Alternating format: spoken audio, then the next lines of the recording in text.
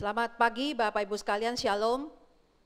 Puji Tuhan kita boleh berkumpul kembali untuk ibadah online ya, hampir 6 bulan ini, setengah tahun ya, tanpa terasa kita tidak bertemu satu dengan yang lain, tetapi kita bersyukur kita boleh beribadah bersama-sama dengan keluarga kita di rumah masing-masing.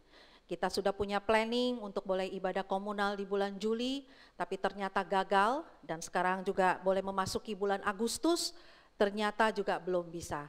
Tapi Bapak Ibu sekalian, mari kita bisa bersama-sama dengan keluarga kita, tetap kita boleh merasakan akan kasih setia Tuhan di dalam rumah. Mari Bapak Ibu sekalian kita mempersiapkan hati kita untuk kita boleh memasuki ibadah online pada pagi hari ini. Kita boleh saat teduh sejenak. Kita mengucap syukur akan kebaikan Tuhan.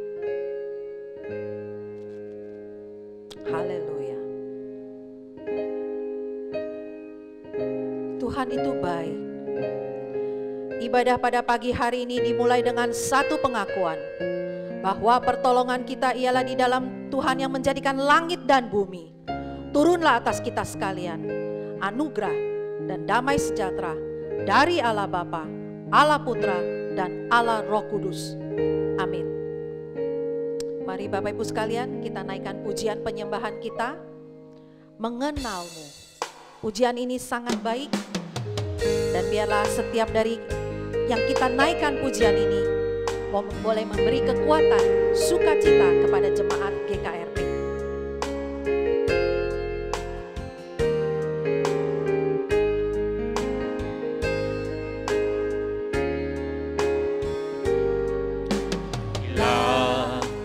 Buka mataku dan lihat wajahmu, ku terkagum bila ku lihat hidupku dan karya tanganmu, ku tersanjung karena semua yang baik dalam hidupku itulah karyamu. Kau beri kesempatan yang baru dan ku ingin mengenalmu Tuhan lebih dalam dari semua yang ku kenal. Tiada kasih yang melebihimu, ku ada untuk menjadi penyembahmu. Sekali lagi kita naikkan pujian ini bersama-sama. Bila ku buka mataku dan lihat wajahmu, ku terkagum bila ku lihat hidupku dan karya tanganmu, ku tersanjung karena semua yang baik dalam hidupku itulah karyamu. Kau beri kesempatan yang baru dan ku ingin mengenalmu Tuhan lebih dalam dari semua yang ku kenal. Tiada kasih yang melebihimu, ku ada untuk menjadi penyembahmu. Katakan, dan ku ingin mengenalmu Tuhan lebih dalam dari semua yang ku kenal. Tiada kasih yang melebihimu, ku ada untuk menjadi penyembahmu. Ku ada untuk menjadi penyembahmu. lagi katakan, ku ada untuk menjadi penyembahmu. Doa pembukaan akan dipimpin oleh Lause Freeman. Mari jemaat Tuhan kita bersatu di dalam doa. Bapa di dalam surga yang kami kenal di dalam nama Yesus Kristus yang menjadi Tuhan dan Juru Selamat kami. Sungguh kami bangga punya Allah seperti Engkau. Kami percaya di tengah-tengah kehidupan yang kami alami saat ini Tuhan tidak pernah tinggal diam. Kami mau Tuhan seperti pujian kami, mengenal Allah kami lebih dalam lagi. Terima kasih Tuhan atas anugerah yang Tuhan berikan bagi kami. Saat ini kami serahkan ke dalam tangan Tuhan untuk ibadah kami. Tuhan berikan kami hati yang rindu, hati yang mau benar-benar sungguh melakukan kebenaran firman. Terima kasih Tuhan. Kami serahkan ke dalam tangan Tuhan dari awal hingga kami mengakhiri. Tuhan selalu pimpin hati kami. Terlebih juga Tuhan kami serahkan ke dalam tangan Tuhan untuk hamba-Mu yang akan menyampaikan kebenaran firman. Pakai hamba-Mu di dalam setiap apapun yang disampaikan, menegur kami dan bahkan menguatkan kami. Mungkin saat ini ada yang lemah iman. Terima kasih Tuhan Yesus. Kami serahkan ke dalam tangan Tuhan sekali lagi ibadah kami. Hanya di dalam nama Yesus Kristus yang menjadi Tuhan dan Juru Selamat kami telah berdoa dan mengucap syukur. Amin. Kita juga mempersiapkan hati dan pikiran kita untuk boleh memasuki pengakuan dosa dan doa syafaat. Dan juga untuk pengakuan iman rasuli. Mari Bapak Ibu sekalian kita naikkan pujian. Ku nyanyi haleluya. Karena kita tahu bahwa pada saat kita takut maupun kita bimbang, bahwa kita tahu ada Tuhan beserta dengan kita. Biarlah kita senantiasa hati kita bersyukur, memuji nama Tuhan.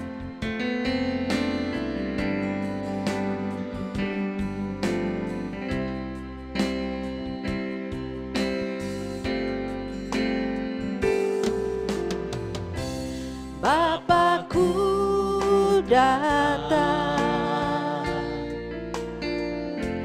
menyembah-Mu di sini. Ku percayakan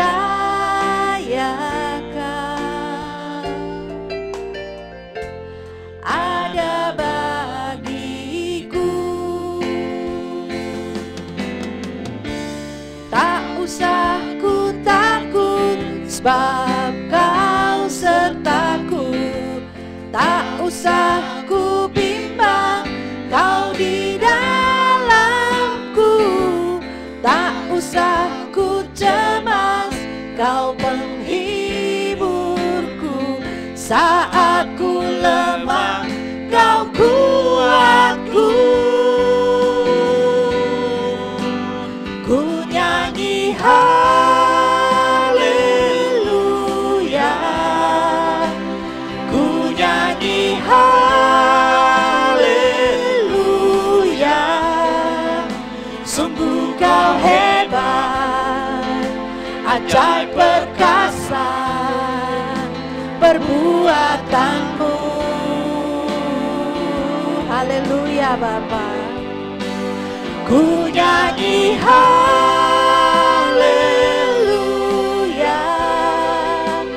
Ku nyanyi haleluya.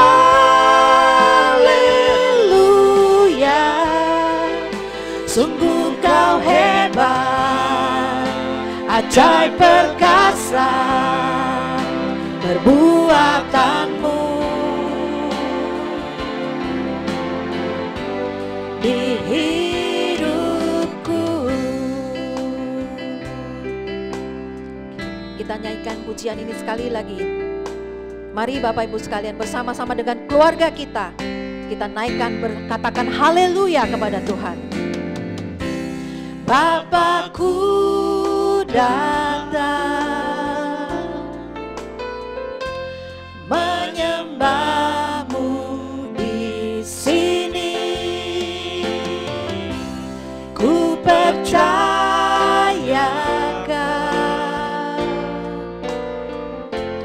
ada bagiku. Tak usah ku takut, sebab Kau sertaku. Tak usah ku bimbang, Kau di dalamku. Tak usah ku cemas, Kau penghiburku.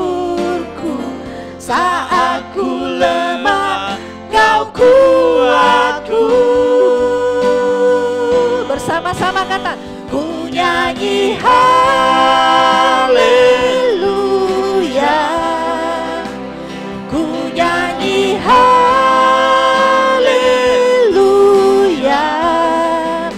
Sungguh Kau hebat, ajaib perkasa perbuatanmu. Haleluya. Ku nyanyi haleluya, ku nyanyi haleluya. Sungguh Kau hebat, ajaib perkasa perbuatanmu. Katakan haleluya. Ku nyanyi haleluya,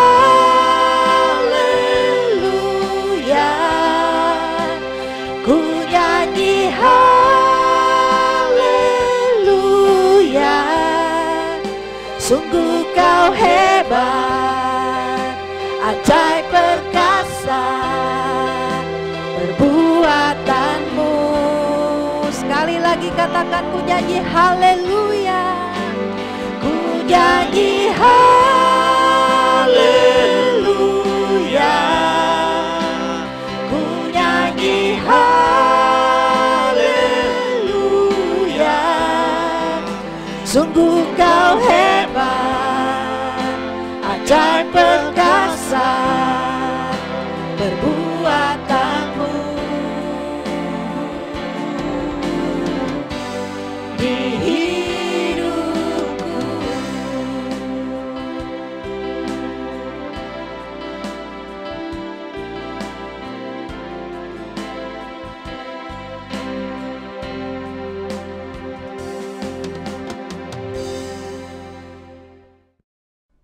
Terima kasih Tuhan, mari kita datang kepada Tuhan dengan kerendahan hati memohon belas kasihan Tuhan, supaya kita boleh dilayakkan menghampiri Tuhan pada pagi hari ini. Mari kita masuk di dalam doa. Firman Tuhan berkata di dalam Yesaya 51 ayat yang ke-18, sebab Kau tidak berkenan kepada korban sembelihan, sekiranya ku persembahkan korban bakaran, Engkau tidak menyukainya. Korban sembelihan kepada Allah ialah jiwa yang hancur, hati yang patah dan remuk, tidak akan Kau pandang hina, ya Allah. Mari kita masuk di dalam doa. Benar Tuhan, apa artinya ketika kami tidak punya kesadaran bahwa kami ini ada orang yang berdosa di depan Tuhan. Segala sesuatu yang kami berikan, yang kami bawa, itu menjadi sia-sia di hadapan Tuhan. Oleh sebab itu kami mau jujur, ampunilah dosa dan salah kami, sucikan dan kuduskan kami, karena kami begitu lemah dan rapuh di hadapan Tuhan. Kami mohon belas kasihan-Mu, layakkan kami supaya kami berkenan, dan kami boleh diberkati lewat ibadah-Mu pada minggu ini. Terima kasih Tuhan, bersyukur buat pengampunan-Mu. Kami berdoa juga menyerahkan jemaat-Mu. Kau lihat apa yang menjadi pergumulan persoalan hidup mereka. Engkau yang menolong, buka jalan, campur tangan, berkati, lindungi, sertai mereka dengan kasih, anugerah, berkat, dan penyertaan-Mu. Jamah mereka yang sakit, Tuhan pulihkan, Tuhan yang sertai segala usaha pekerjaan, bisnis mereka, keluarga mereka. Kami berdoa, menyerahkan kepada-Mu juga korban COVID-19. Tuhan, Engkau yang terus menyembuhkan. Kami berdoa buat bangsa negara kami, pakai pemerintah kami, mengatasi COVID-19 ini. Berikan hikmat. Mari Tuhan, pulihkan negeri kami, perekonomian negeri kami serahkan kepada Tuhan. Tuhan yang campur tangan, Tuhan yang memimpin. Kami berdoa menyerahkan bangsa ini, kemerdekaan yang sudah Engkau anugerahkan. Biarlah boleh dialami kemerdekaan yang sejati di negeri kami. Tuhan, kami serahkan masa depan bangsa ini kepadamu. Tuhan yang memelihara dan memberkati. Terpuji nama Bapa yang kekal, di dalam nama Yesus kami bersyukur dan berdoa. Amin. Terima kasih Tuhan, bersama seluruh orang percaya di segala tempat dan sepanjang abad, kita mengakui pengakuan iman rasuli dengan berkata demikian. Aku percaya kepada Allah, Bapa yang Maha Kuasa, Khalik langit dan bumi, dan kepada Yesus Kristus, anak yang tunggal Tuhan kita, yang dikandung oleh Roh Kudus, lahir dari anak darah Maria, yang menderita sengsara di bawah pemerintahan Pontius Pilatus, disalibkan, mati dan dikuburkan, turun ke dalam kerajaan maut, pada hari yang ketiga bangkit pula di antara orang mati, naik ke surga, duduk di sebelah kanan Allah, Bapa yang Maha Kuasa, dan dari sana yang akan datang untuk menghakimi orang yang hidup dan yang mati. Aku percaya kepada Roh Kudus, gereja yang kudus dan am, persekutuan orang kudus, pengampunan dosa, kebangkitan tubuh, dan hidup yang kekal. Amin. Ya, kita tiba waktunya untuk kita boleh mendengarkan firman Tuhan. Firman Tuhan pada pagi hari ini akan dibawakan oleh Guru Injil Arif Lase dengan tema "Di manakah Tuhan saat penderitaan melanda?" Ada satu pujian yang sangat indah, ya, sepanjang jalan anugerah. Kenapa saya memilih pujian ini dengan tema yang mungkin terbalik gitu loh. Tetapi kita percaya Bapak Ibu sekalian, dimanapun kita berada, karena kita tahu setiap langkah kita itu ada anugerah Tuhan. Dan setiap langkah kita ada tangan Tuhan yang memegang kita. Kita naikkan pujian ini sepanjang jalan anugerah.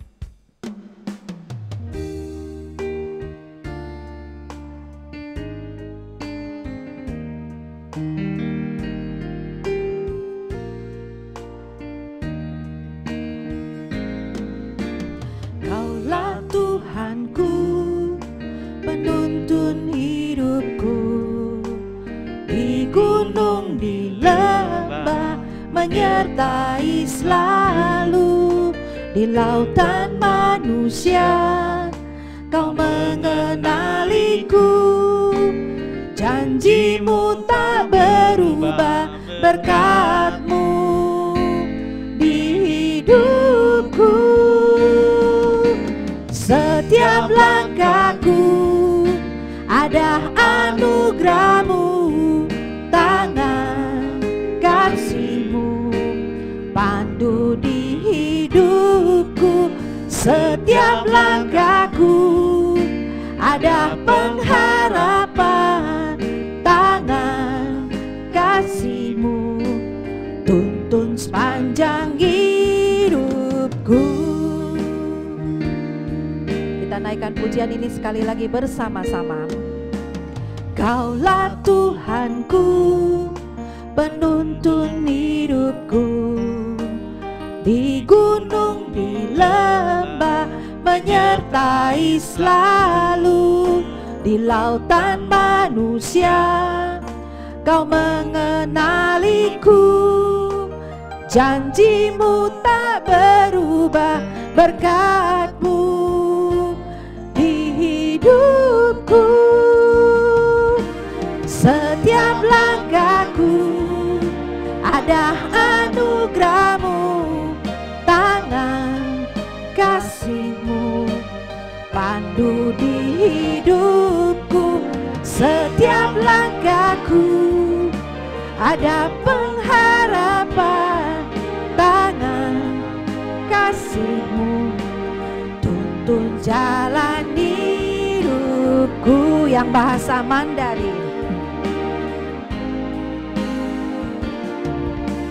Ibu yo ibu，这是恩典之路，你爱你手将我紧紧捉住。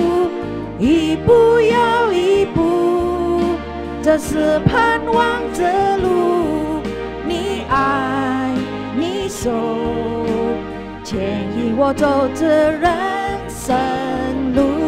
Yang bahasa Indonesia sekali lagi. Setiap langkahku, setiap langkahku ada anugerah-Mu, tangan kasih-Mu pandu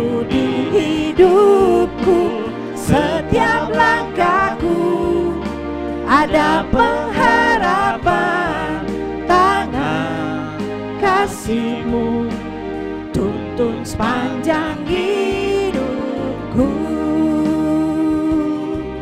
Tangan kasih-Mu tuntun sepanjang hidupku. Firman Tuhan pada pagi hari ini akan disampaikan Guru Injil Arif Lase. Shalom Bapak Ibu yang dikasihi Tuhan. Puji Tuhan karena hari ini kita kembali bersama-sama berkumpul untuk belajar dan merenungkan firman Tuhan. Saudara yang dikasihi Tuhan, sebelum kita lebih dalam belajar firman Tuhan hari ini, saya mengajak kita semua untuk berdoa. Mari kita berdoa. Bapa yang baik, kami mengucap syukur karena pada pagi ini kami diberikan kesempatan sekali lagi ya Tuhan untuk beribadah, memuji, memuliakan nama-Mu, dan sebentar lagi kami akan mendengarkan firman-Mu. Tuhan, kami berdoa memohon biarlah Engkau kiranya menolong kami, terlebih saat kami mendengarkan firman-Mu saat ini. Biarlah Engkau menolong membuka hati dan pikiran kami, sehingga kami semua ya Tuhan dapat mengerti firman yang akan kami dengarkan bersama. Tolong biarlah semua kami dapat memahami isi hati-Mu, dan terlebih lagi kami dapat melakukannya di dalam hidup kami. Dan terlebih tolong juga hamba-Mu ini di dalam segala keterbatasannya ya Tuhan, agar dapat menguraikan isi hati Tuhan kepada setiap jemaat-Mu ya Tuhan dengan sederhana dan dapat dimengerti oleh kami semua yang mendengar. Terima kasih ya Tuhan, kami siap untuk mendengarkan firman-Mu. Di dalam nama Tuhan kami Yesus Kristus, kami sudah berdoa dan mengucap syukur. Amin. Bapak Ibu yang dikasihi Tuhan, tema firman Tuhan yang akan kita bahas hari ini adalah mengapa hal buruk terjadi pada orang baik. Mengapa hal buruk terjadi pada orang baik? Secara kita semua pasti pernah memiliki gambaran tertentu tentang Tuhan. Paling tidak ada dua gambaran umum yang kita miliki tentang Tuhan. Yang pertama, kita melihat dan kita percaya bahwa Tuhan pasti adalah Tuhan yang maha baik. Sebagai Tuhan yang maha baik, Dia pasti menghendaki kita semua untuk mengalami dan merasakan hal-hal yang baik, yang penuh dengan sukacita. Hal yang kedua, kita juga pasti semua percaya dan memiliki gambaran bahwa Tuhan itu adalah Maha Kuasa. Sebagai Tuhan yang Maha Kuasa, Dia pasti mampu mengatasi segala kesulitan. Dia pasti mampu untuk menjauhkan kita dari segala hal-hal yang jahat. Saudara, dua konsep ini, dua gambaran ini bahwa Tuhan adalah maha baik dan Tuhan adalah maha kuasa merupakan salah satu gambaran yang paling dasar ketika kita memikirkan tentang siapa Tuhan. Tetapi saudara, fakta yang kita alami di dalam hidup kita adalah seringkali kita menemukan bahwa dunia tidak berjalan sesuai dengan yang kita kehendaki. Ada begitu banyak hal-hal yang buruk terjadi dalam dunia. Ada begitu banyak kejahatan menimpa kepada anak-anak Tuhan ataupun kepada setiap orang. Nah, peristiwa-peristiwa buruk yang terjadi membuat kita mempertanyakan, apakah betul Tuhan itu baik? Apakah betul Tuhan itu maha kuasa?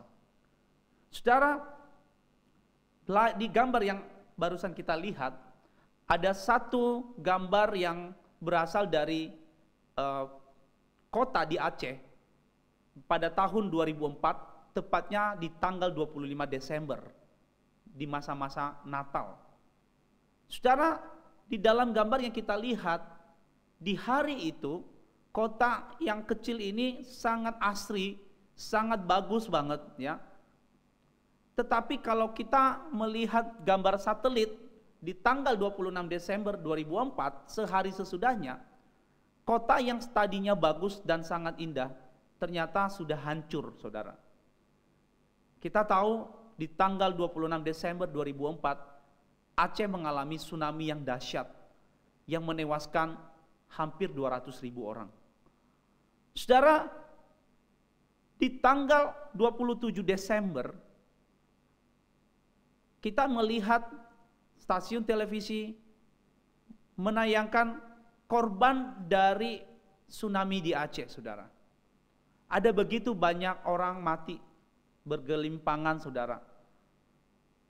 Dan dalam waktu yang sangat singkat, semua gambaran yang kita lihat dari tanggal 25 Desember tadi itu sudah hancur, saudara. Begitu kita melihat di tanggal 27 Desembernya.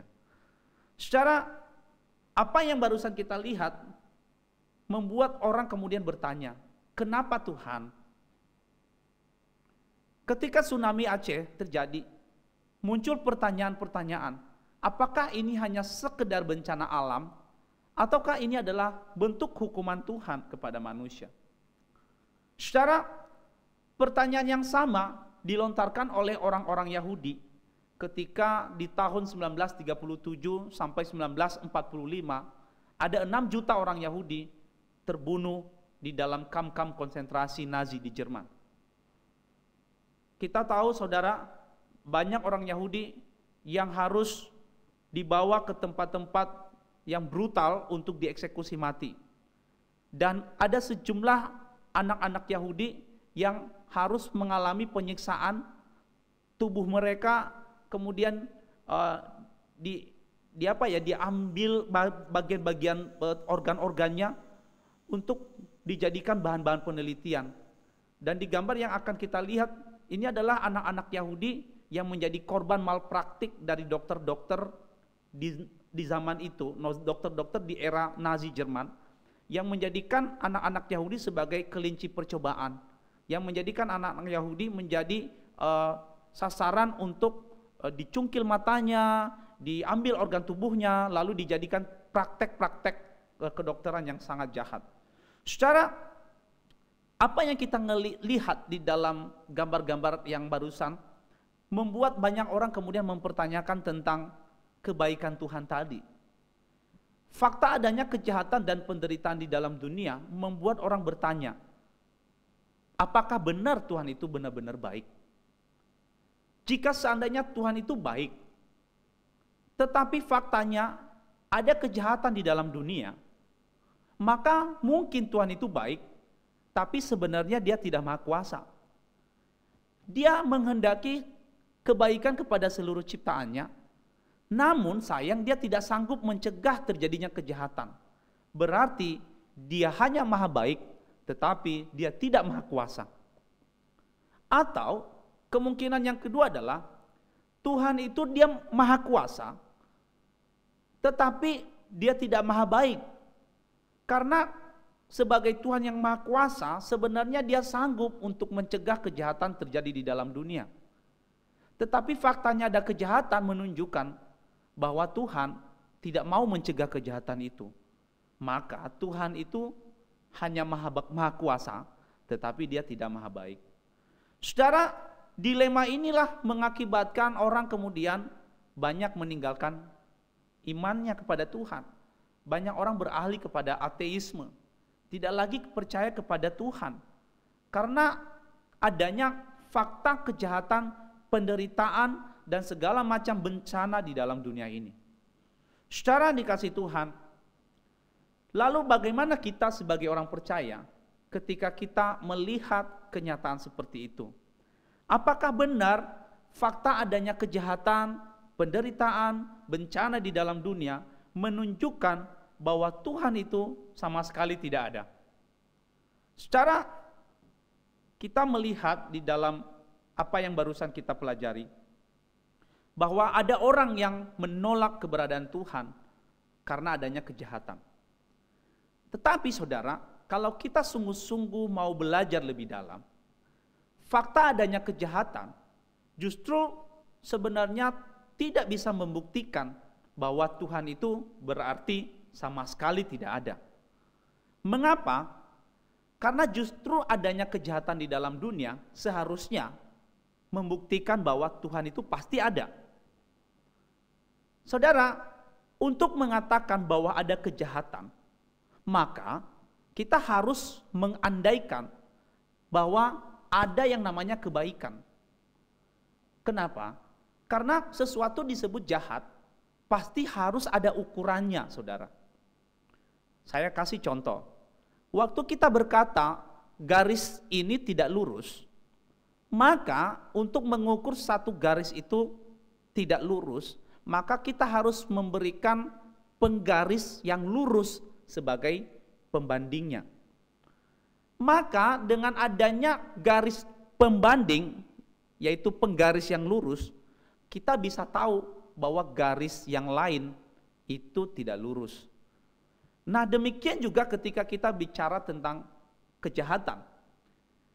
Kalau kita berkata ada kejahatan di dalam dunia, maka kita butuh satu pembanding untuk bisa mengetahui bahwa itu jahat. Nah, pembanding itu adalah namanya kebaikan, saudara. Nah, sekarang untuk mengatakan adanya kebaikan, maka kita harus percaya ada yang memberikan standar kebaikan itu. Maka kita harus percaya ada pemberi hukum moral yang menentukan baik dan jahat. Nah, saudara, pemberi standar atau hukum moral yang menentukan baik dan jahat itu, itulah Tuhan. Jadi saudara, Tuhan adalah dasar dari segala kebaikan. Kalau tidak ada Tuhan, maka tidak ada standar kebaikan. Kalau tidak ada standar kebaikan, maka kita tidak bisa mengatakan yang satu itu jahat, yang satu itu baik. Tidak ada sesuatu yang jahat. Orang membunuh tidak bisa kita katakan jahat. Apa yang menjadi standar bahwa membunuh itu jahat? Untuk bisa mengatakan itu jahat, kita harus pertama-tama percaya ada standar moral bahwa itu jahat, dan standar moral itu datang dari Tuhan. Jadi saudara, sebenarnya kejahatan di dalam dunia tidak membuat kita harusnya meninggalkan iman kita kepada Tuhan. Justru kita jadi semakin percaya bahwa kalau sesuatu ada, maka pasti sesuatu itu ada karena ada standar yang membuat sesuatu itu terjadi. Nah, sekarang pertanyaannya saudara, lalu kenapa penderitaan ada di dalam dunia? Atau kenapa bencana dan kejahatan ada di dalam dunia? Nah, hari ini kita akan belajar ada 3 alasan mengapa penderitaan, kejahatan, bencana terjadi di dalam dunia. Hal yang pertama, penderitaan ada dalam dunia karena dunia ini telah jatuh ke dalam dosa. Saudara, ketika Tuhan menciptakan manusia, Tuhan menciptakan manusia sebagai salah satu ciptaan yang tertinggi. Bahkan untuk menciptakan manusia, Tuhan menyediakan segala sesuatu yang dibutuhkan oleh manusia. Dan ketika Tuhan menciptakan alam semesta ini, Tuhan mengatakan bahwa semua yang Dia ciptakan itu pada dasarnya adalah baik. Saudara, di dalam kitab Kejadian pasal yang pertama, ada berkali-kali Tuhan memberikan penilaian terhadap ciptaannya. Ketika Dia menciptakan terang, Tuhan melihat itu baik. Ketika Dia memisahkan cakrawala dengan air, saudara, Dia mengatakan bahwa semuanya itu baik. Ketika Tuhan menciptakan binatang, tumbuhan, Tuhan mengatakan semua itu baik. Dan ketika Tuhan menciptakan manusia, Tuhan melihat semua itu sungguh amat baik.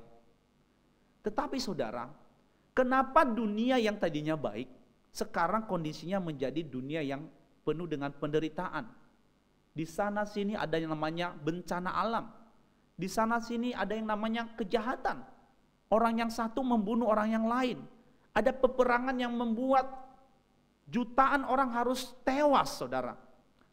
Nah, saudara, jawabannya adalah bahwa manusia di dalam Alkitab dikatakan ketika Tuhan menciptakan mereka dan menaruh mereka di dalam Taman Eden, Tuhan memberikan mereka satu perintah.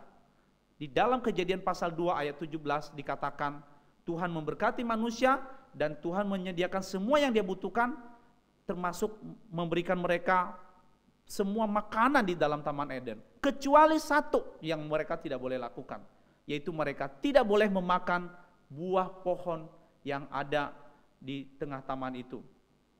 Di dalam Kejadian pasal 2 ayat 17, Tuhan berkata, janganlah engkau memakan buahnya, karena pada saat engkau memakan buah pohon pengetahuan tentang yang baik dan yang jahat itu, maka pada saat itu juga pasti engkau mati.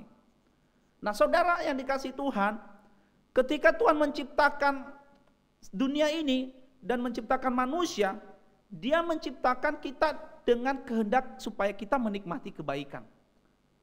Hanya satu yang Tuhan minta ke kita, yaitu kita tidak melanggar perintahnya, saudara. Kita tidak berpaling dari perintah Tuhan. Perintah Tuhan itu sebenarnya sepele buat kita. Hanya satu, jangan memakan buah pohon di tengah taman. Bayangkan, manusia diberikan ada begitu banyak buah pohon yang boleh mereka makan. Hanya satu yang seharusnya tidak perlu dimakan. Tetapi manusia tidak puas kalau mereka masih diberikan perintah oleh Tuhan. Mereka merasa bahwa mereka ingin diberikan keleluasaan. Mereka sudah diberikan semua buah pohon yang boleh mereka makan, tetapi masih disisakan satu buah pohon lagi yang tidak boleh dimakan. Mereka merasa, wah, kita tidak mau seperti itu. Mereka penasaran, mereka pengen tahu apakah benar apa yang difirmankan Tuhan itu, bahwa kalau mereka memakan buah pohon itu mereka pasti mati. Dan ternyata saudara, di dalam pasal 3 kita melihat cerita selanjutnya. Manusia, Adam dan Hawa, mereka terperangkap oleh tipu daya iblis. Mereka kemudian memakan buah pohon itu. Secara apa yang terjadi? Ketika mereka memakan buah pohon itu, Alkitab mengatakan pada saat itu mata mereka terbuka, tetapi mereka justru merasa malu karena mereka sadar mereka telanjang. Lalu Tuhan kemudian mencari manusia, mereka sembunyi jauh dari hadapan Tuhan. Tetapi Tuhan kemudian menemukan mereka dan kemudian Tuhan menjatuhkan hukuman kepada mereka. Tuhan memberikan hukuman kepada Hawa, yaitu diberikan susah payah pada saat melahirkan anak. Saudara, mungkin kita berkata, wah, sekarang sudah ada yang namanya operasi sesar. Seorang wanita tidak perlu lagi sulit kalau melahirkan secara normal. Tapi saudara, bukankah sebenarnya ini bukan hanya pada saat melahirkan? Mungkin kita bisa berkata sekarang kemajuan teknologi membuat orang bersalin dengan lebih gampang dibandingkan dulu. Tetapi yang paling sulit bukan pada saat melahirkan, saudara. Tetapi pada saat setelah melahirkan, seorang ibu harus mendidik anaknya. Dan anak yang dididik adalah anak yang memiliki gambaran sebagai manusia yang juga telah jatuh dalam dosa. Coba kita lihat bagaimana sulitnya orang tua mengajar anaknya untuk mengikuti perintah Tuhan. Mengajar anaknya menjadi anak yang baik, anak yang taat. Saudara, pusing bukan? Nah, ini adalah satu penderitaan, saudara. Ketika Tuhan berkata bahwa manusia akan menderita ketika mereka melanggar perintah Tuhan, maka manusia benar-benar menderita, saudara. Bukan hanya penderitaan Hawa melahirkan, tapi juga bagaimana dia harus mendidik anaknya supaya menjadi anak yang baik. Nah, saudara, penderitaan berikutnya dialami oleh yang namanya Adam. Dikatakan di dalam Alkitab, dia akan susah payah di dalam bekerja. Dan pada saat dia bekerja, tanah yang menjadi tempat di mana dia menggarap lahan itu justru akan menghasilkan semak duri dan onak. Saudara, di sini kita belajar bagaimana orang hari ini bekerja keras mati-matian, dan pekerjaan itu membuat kita seringkali mengalami yang namanya penderitaan, saudara. Nah, saudara, apa yang terjadi di dalam dunia pada saat pertama kali itu merupakan awal dari segala penderitaan yang kita alami sampai sekarang. Saudara, itu sebabnya ketika ada orang berkata, mengapa hal buruk terjadi kepada orang baik? Sebenarnya pernyataan itu adalah pernyataan yang keliru. Mengapa? Karena tidak ada orang yang baik, saudara. Semua orang adalah orang berdosa. Di dalam Roma pasal 3 ayat 10 sampai 12 dikatakan bahwa seperti ada tertulis, tidak ada yang benar, seorang pun tidak. Tidak ada seorang pun yang berakal budi, tidak ada seorang pun yang mencari Allah. semua orang telah menyeleweng. Mereka semua tidak berguna, tidak ada yang berbuat baik, seorang pun tidak. Saudara, ayat yang barusan kita baca menjelaskan kepada kita bahwa manusia pada dasarnya adalah bukan orang yang benar, saudara. Tidak ada manusia yang sungguh-sungguh secara murni 100% itu baik dan benar di hadapan Tuhan. Mungkin ada orang yang berbuat baik, tetapi seringkali perbuatan baik kita itu ada syaratnya. Kita berbuat baik kepada orang yang berbuat baik kepada kita. Tapi apakah kita berbuat baik kepada orang yang jahat kepada kita? Secara seringkali kita berbuat sesuatu hal yang menurut kita benar, tapi sebenarnya itu salah, saudara. Kita punya motivasi yang salah ketika kita melakukan sesuatu. Nah, dari fakta ini, maka sebenarnya judul yang barusan kita kasih di dalam khotbah ini, mengapa hal buruk terjadi pada orang baik, maka sebenarnya judul itu dalam tanda kutip, itu kurang tepat, saudara. Kenapa? Harusnya judul yang tepat adalah, mengapa hal buruk terjadi kepada orang buruk. Kita semua adalah orang berdosa, saudara. Karena sebagai orang berdosa, maka jujur kita pantas menerima yang namanya hukuman murka Tuhan.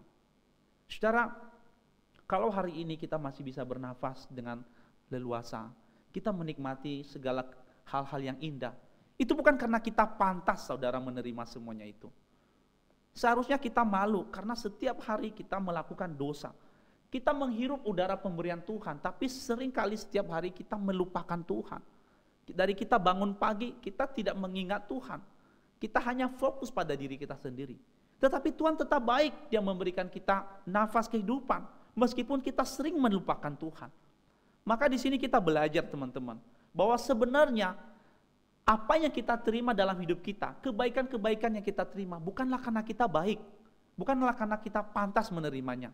Itu semata-mata karena anugerah dan belas kasih Tuhan. Kalau seandainya Tuhan memberikan kita hal yang buruk, maka sebenarnya itu pantas kita terima, karena kita adalah orang berdosa. Seharusnya sebagai orang berdosa, harusnya rumah kita itu dihajar badai sama Tuhan. Harusnya kita dihajar oleh Tuhan karena kita sering kali berdosa. Tetapi faktanya Tuhan masih sering berbuat baik kepada kita.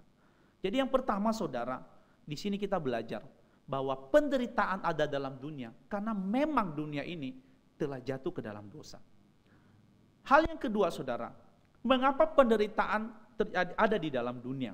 Saudara, penderitaan mengarahkan pandangan kita ke tanah air surgawi. Saudara, ketika Tuhan menciptakan kita, Tuhan menciptakan manusia dikatakan ditaruh di Taman Eden. Tetapi kenyataannya manusia kemudian memberontak, melawan Tuhan. Maka Tuhan mengusir mereka dari Taman Eden itu, menuju ke timur, mereka pergi, saudara. Nah, saudara, di sini kita belajar bahwa pada awalnya Tuhan menciptakan kita untuk hidup di taman surgawi Allah bersama-sama dengan Allah. Tetapi karena dosa membuat kita harus terusir dari tempat kediaman Allah. Saudara, maka Tuhan menghendaki kita untuk selalu mau kembali lagi ke tanah surgawi itu. Nah, bagaimana caranya supaya kita memiliki kerinduan untuk kembali ke tanah surgawi? Kita tidak akan merindukan tanah surgawi jikalau, saudara, tanah duniawi yang kita tempati sekarang itu adalah tanah yang indah tanpa penderitaan. Kita akan berkata bahwa saya tidak perlu ke surga karena saya sudah menikmati kehidupan di dalam dunia yang penuh dengan hal-hal surgawi ini. Tetapi saudara, Tuhan memberikan penderitaan. Tuhan mengizinkan kita menghadapi yang namanya sakit penyakit. Tuhan mengizinkan kita menghadapi yang namanya bencana dan kecelakaan. Tuhan mengizinkan kita mengalami yang namanya berbagai masalah. Sehingga kita mulai merasakan bahwa rasanya hidup di tanah duniawi ini bukanlah sesuatu hal yang ideal. Ini bukan tempat yang cocok buat kita.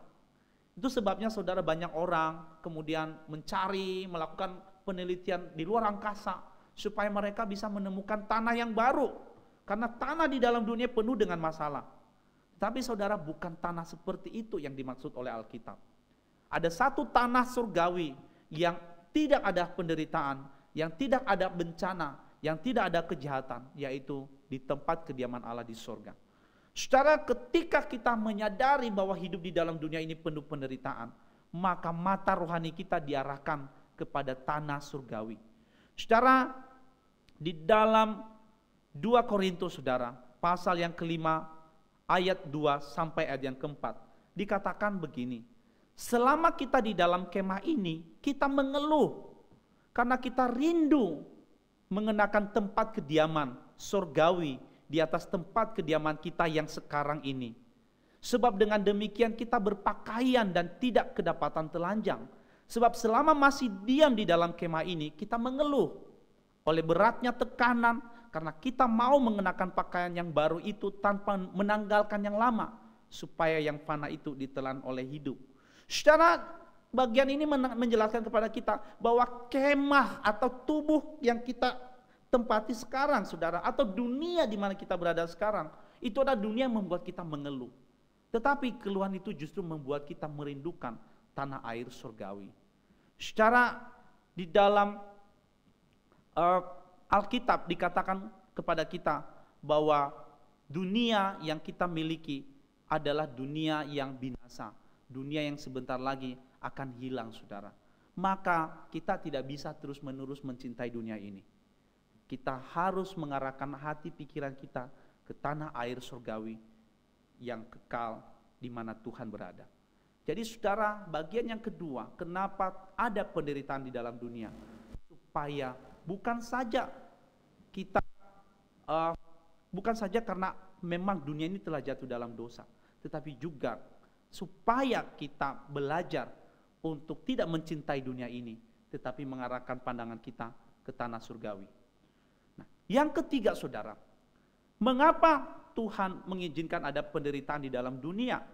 Saudara, penderitaan menolong kita untuk meneladani karakter Tuhan yang berbela rasa. Saudara, ada begitu banyak karakter Tuhan yang bisa kita kenal. Misalnya Tuhan itu baik, misalnya Tuhan itu panjang sabar, misalnya Tuhan itu dia bermurah hati saudara. Nah saudara, di antara sekian banyak karakter Tuhan, ada satu karakter Tuhan yang mungkin seringkali kita lupa. Tuhan itu dikatakan adalah Tuhan yang bermurah hati, yang berbela rasa kepada umatnya. Saudara, kata murah hati di dalam Alkitab, itu di dalam bahasa Inggris menggunakan istilah merciful. Saudara, kata merciful itu di dalam bahasa Inggris, itu adalah oiktiromones, saudara. Oiktiromones ini, saudara, itu di dalam bahasa Ibraninya menggunakan istilah rehuma. Saudara, kata rehuma itu berasal dari akar kata rahim, saudara. Dan kita semua tahu rahim itu adalah kandungan yang dimiliki oleh seorang ibu atau wanita, saudara. Saudara, kenapa Alkitab menggunakan istilah merciful atau menggunakan istilah murah hati untuk di dalam bahasa Indonesia atau bahasa Inggris, tapi di dalam bahasa Ibrani-nya menggunakan kata rehuma. Mengapa menggunakan kata rahim, saudara? Saudara, rahim adalah tempat di mana seorang ibu mengandung bayi selama 9 bulan. Selama 9 bulan seorang ibu mengandung bayinya, itu adalah masa-masa yang penuh dengan penderitaan, saudara. Di mana seorang ibu harus merasakan kontraksi di dalam kandungannya. Dia harus berbagi makanan dengan bayinya, saudara. Nah, saudara, selama 9 bulan itu seorang ibu merasakan apa yang dirasakan oleh bayinya. Kemudian saudara, bayi itu lahir. Dan kemudian si ibu kemudian begitu senang karena melihat akhirnya bayinya lahir. Saudara, proses kelahiran itu sendiri adalah proses yang menyakitkan. Sampai akhirnya si bayi itu lahir dan kemudian bayinya kemudian bertumbuh besar. Satu kali saudara, anaknya tadi saudara yang masih kecil lari-lari. Kemudian jatuh saudara. Apa yang terjadi? Ketika seorang anak jatuh, bagaimana seorang ibu memandang anaknya yang jatuh dengan seorang bapak memandang anaknya yang jatuh? Secara umumnya saudara, seorang bapak mungkin dia akan berkata, wah jatuh ya. Dulu waktu saya masih kecil, kalau saya jatuh papa saya kemudian langsung angkat saya, tapi dia akan berkata, wow tentara gitu kan. Saya juga bingung, loh papa saya malah bilang saya tentara, saudara. Tapi berbeda dengan seorang ibu, saudara. Ketika anaknya jatuh, saudara, yang terjadi adalah si ibu kemudian lari dan dia menangis, saudara. Kenapa?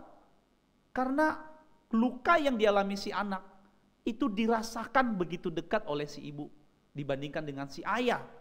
Karena si ibu telah mengandung bayi itu 9 bulan dan dia merasakan selama 9 bulan apa yang dirasakan si bayi itu, si anak itu, saudara. Nah, saudara yang dikasih Tuhan, disinilah kita belajar satu karakter yang dimiliki oleh Tuhan, di mana Tuhan digambarkan memiliki karakter yang disebut dengan rehuma atau rahimi. Di dalam bahasa Indonesia sering kita katakan Allah itu rahmani, tetapi juga Allah itu rahimi, saudara. Rahmani artinya Allah itu adalah memiliki anugerah, graceful, dan sekaligus rahimi, yaitu Allah itu bersifat berbela rasa, compassion, saudara. Nah, saudara, kata yang tepat berarti untuk istilah ini sebenarnya bukan hanya murah hati sebenarnya, tetapi kata yang lebih tepat adalah turut merasakan apa yang dirasakan oleh orang lain. Dalam bahasa Inggris menggunakan istilah compassion. Compassion berasal dari dua kata, artinya bersama-sama, passion artinya menderita. Secara compassion, bersama-sama menderita. Itulah yang dikatakan Alkitab ketika Tuhan Yesus menjadi manusia. Di dalam Ibrani pasal 4 ayat 15 dikatakan, sebab imam besar yang kita punya, yaitu Yesus, bukanlah imam besar yang tidak dapat turut merasakan kelemahan-kelemahan kita. Sebaliknya sama dengan kita, ia telah dicobai hanya tidak berbuat dosa. Secara Allah kita adalah Allah yang bukan hanya saja Allah yang ada di luar sana, yang tidak pernah merasakan apa yang kita rasakan. Tetapi Allah kita adalah Allah yang berbela rasa, Allah yang rehuma, Allah yang compassion, Allah yang merasakan apa yang kita rasakan. Secara untuk bisa merasakan apa yang kita rasakan, Tuhan datang menjadi manusia dan dia merasakan setiap penderitaan yang kita rasakan. Saudara, maka di sini kita belajar sifat Tuhan yang sangat penting, yaitu bahwa Tuhan itu adalah Tuhan yang merasakan yang dirasakan umatnya. Maka penderitaan adalah salah satu cara kita bisa belajar meneladani karakter Tuhan. Dengan penderitaan, teman-teman, Bapak Ibu, kita bisa belajar merasakan apa yang dirasakan orang lain. Orang yang tidak pernah menderita, dia tidak akan mampu untuk merasakan penderitaan orang lain. Hanya ketika seseorang mengalami penderitaan, maka dia bisa merasakan penderitaan orang lain. Jadi saudara dikasih Tuhan, hari ini kita belajar ada 3 alasan kenapa penderitaan ada di dalam dunia. Yang pertama adalah bahwa penderitaan ada dalam dunia karena dunia telah jatuh ke dalam dosa. Yang kedua, penderitaan ada di dalam dunia supaya mengarahkan pandangan kita ke tanah air surgawi dan kita tidak mencintai untuk terus hidup di dalam dunia ini. Dan yang terakhir, penderitaan ada di dalam dunia supaya menolong kita belajar meneladani salah satu karakter Tuhan yang penting, yaitu bela rasa, rehuma, compassion, atau turut merasakan apa yang dirasakan orang lain. Semoga Tuhan memberkati kita semua. Mari kita berdoa. Bapa di surga, kami bersyukur karena kami sudah mendengarkan firman-Mu. Biarlah firman yang sudah kami dengarkan terus tumbuh seperti benih yang bertumbuh dan berbuah di dalam hati kami. Biarlah firman-Mu seperti mata air yang terus mengalir Tuhan, yang memberikan kesegaran kepada hidup kami. Ajar kami ketika kami mengalami penderitaan, kami tidak buru-buru menyalahkan Tuhan, tetapi kami belajar merasakan bahwa penderitaan membuat kami mengarahkan pandangan kami ke tanah air surgawi. Penderitaan mengajarkan kami Tuhan untuk menyadari bahwa kami adalah orang yang tidak layak di hadapan Tuhan. Penderitaan mengajarkan kami untuk memiliki karakter Tuhan yang mau merasakan apa yang dirasakan orang lain. Berkati firman-Mu, biarlah kami terus menerus Tuhan bisa hidup seturut dengan firman-Mu. Di dalam nama Tuhan Yesus kami sudah berdoa. Amin.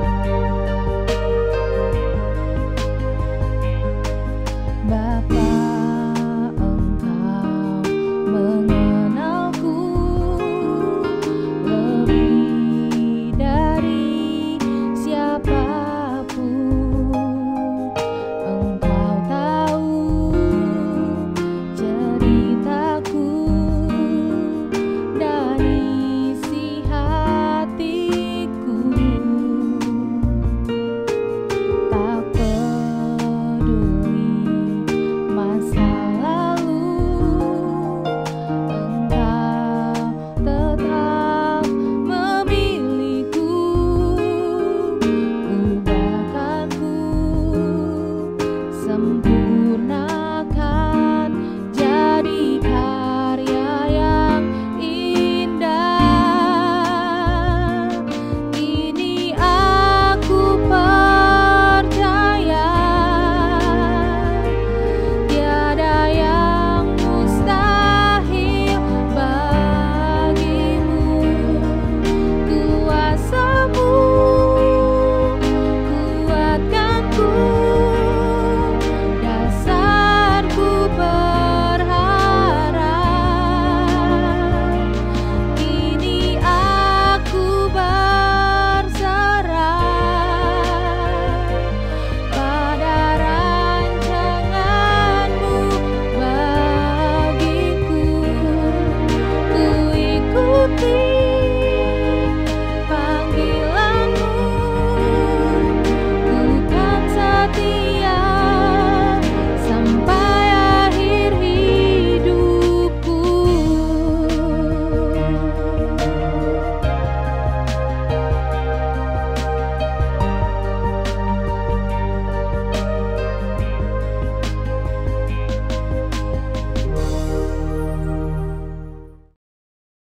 Shalom Bapak Ibu Saudara, apa kabar semua? Saya berdoa buat Bapak Ibu Saudara sekalian biar selalu dalam keadaan sehat bersama keluarga, dalam pelindungan, penyertaan dan berkat Tuhan selalu menyertai kita. Oleh sebab itu mari kita memperhatikan tadi warta yang sudah disampaikan di depan, biar itu menjadi perhatian kita boleh berpartisipasi untuk ambil bagian di dalam doa kita setiap Jumat malam dan di dalam ibadah online kita setiap hari Minggu. Bapak Ibu Saudara juga bisa ambil bagian di dalam kita mempersembahkan persembahan kepada Tuhan. Ada QRIS di sini, barcode QRIS Bapak Ibu Saudara bisa perhatikan dan Bapak Ibu Saudara bisa tempelkan handphone Bapak Ibu Saudara dan Bapak Ibu Saudara persembahkan apa yang menjadi kerinduan Bapak Ibu Saudara kepada Tuhan. Oleh sebab itu Bapak Ibu Saudara mari kita terus setia di dalam ibadah kita terus bergantung bersandar kepada Tuhan. Kita terus berdoa buat bangsa negara kita. Mari kita akhiri ibadah kita pada minggu ini. Kita akan bersama pujian doksologi dan kita menerima berkat Tuhan.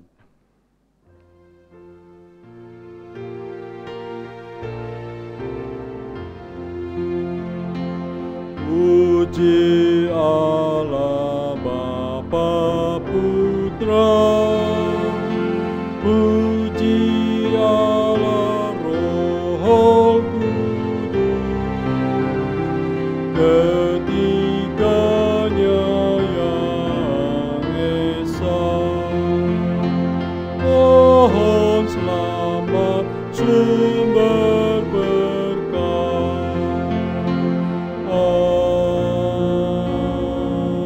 Amin.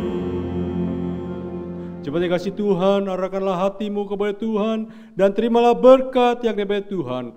Allah Bapa sumber kasih dan segalanya memberkati engkau, memberkati keluargamu dan juga menyertai dimanapun kau berada. Dan Tuhan Yesus sumber keselamatan selalu berserta dengan kau dan anugerahnya memimpin perjalanan kehidupanmu bersama keluarga. Dan Allah Roh Kudus sumber kekuatan dan penghiburan kiranya selalu beserta dengan kau, meneguhkan imanmu dan menjaga engkau untuk tetap setia kepadanya sampai pada akhirnya Tuhan Yesus datang kedua kali menjemput kita yang percaya. Amin. Amin.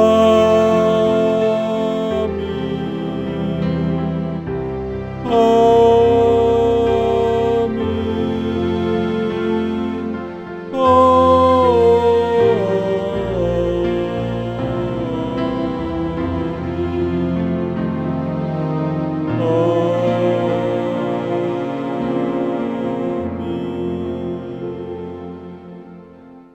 Amin. Jemaat dikasih Tuhan, ibadah kita selesai. Saat teduh, Tuhan memberkati. Jangan lupa membaca Alkitab sehari 2 pasal, merenungkan 1 ayat. Dan selamat hari Minggu. Tuhan berkati kita semua.